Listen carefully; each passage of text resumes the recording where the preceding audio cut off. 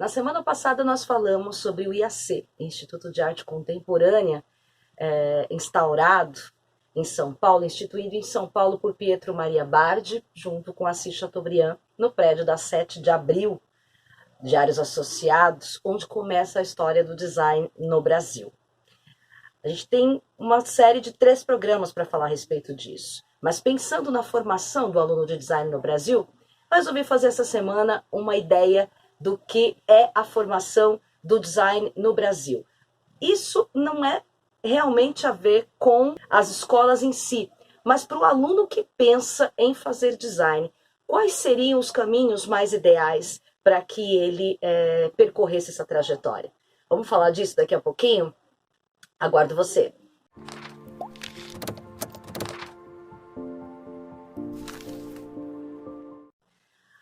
Ao sair do ensino médio, o aluno sempre se pergunta o que vai fazer de universidade. Aqueles que têm mais foco para exatas, aqueles que têm mais focos para as humanas, mas a gente tem uma característica interessante nisso relacionado com o design. O aluno que precisa acreditar que vai entrar num curso de design porque desenha muito bem. Não necessariamente. O aluno que vai para a área do design é o aluno que já se apaixonou provavelmente por a área de artes ou que tem uma inclinação pela área de engenharia, a de arquitetura.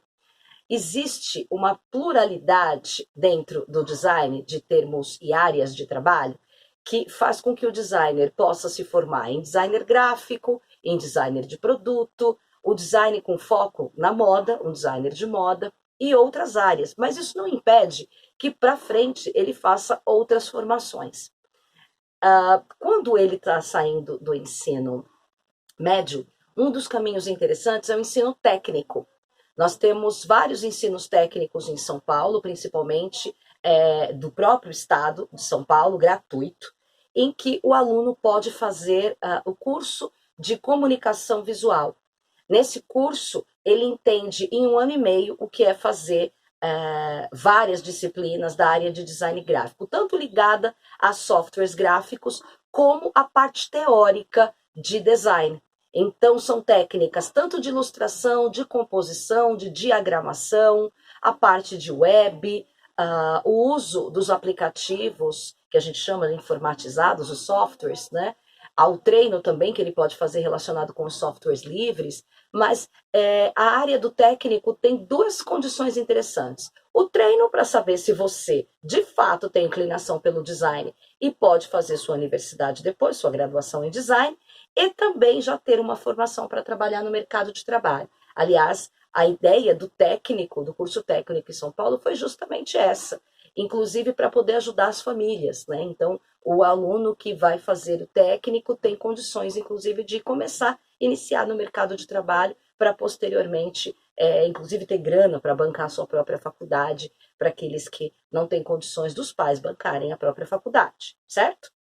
Então, o caminho do curso de comunicação visual, feito pelo CPS na Centro Paula Souza, em São Paulo, é uma saída bem interessante, tá?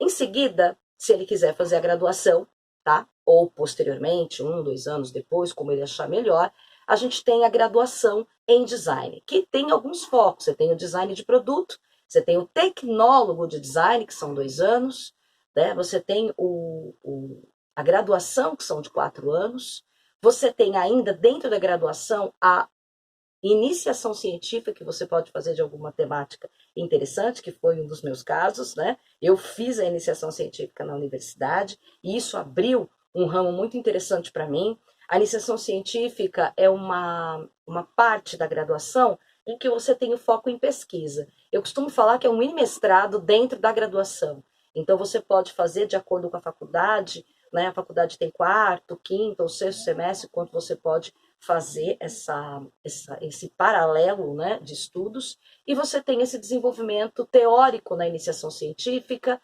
de pesquisador mesmo, de ir atrás de um ramo da pesquisa do design que seja, talvez não tanto explorado, e que você possa fazer sua imersão.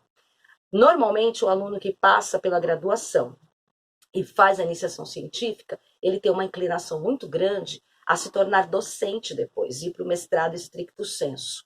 Tá? Isso não impede de ir para o lato sensu, que é a especialização depois de se formar na graduação. Então, depois do técnico, caso você queira fazer, você tem o tecnólogo, que vai te dar uma formação superior, mas mais breve que a graduação de 4 anos. Nós temos a graduação, que é de 4 anos, que vai te dar um rumo para design gráfico, design de produto, design de moda, e isso faz com que você, no momento de concluir, no momento desses 4 anos, você tenha pensado as áreas com as quais você se apaixonou de verdade durante o curso. Então, alguns vão se apaixonam por editorial, outros se apaixonam por motion, outros se apaixonam por web. Então, cada um por tipografia, que é uma das áreas também que traz uma grande paixão. A gente sabe que o lettering tem um mercado muito intenso hoje, também dentro de tipografia, e é uma das áreas que o aluno pode entrar.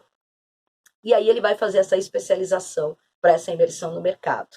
É necessário fazer a especialização? Se você tem essa paixão, é muito interessante, que vai te dar um background diferente, com foco naquela área. Fogo em dizer que você, designer, vai ter que estudar para a vida toda, porque esse F5, que eu costumo falar sempre que o Cicateca faz, é muito curto, né, em relação ao F5 de uma vida toda, mas esse F5 vai ter que sempre acontecer, que significa essa atualização. Então, mesmo você fazendo essa especialização, você vai ter que fazer essa atualização sempre para se tornar ambientado, obviamente, no mercado.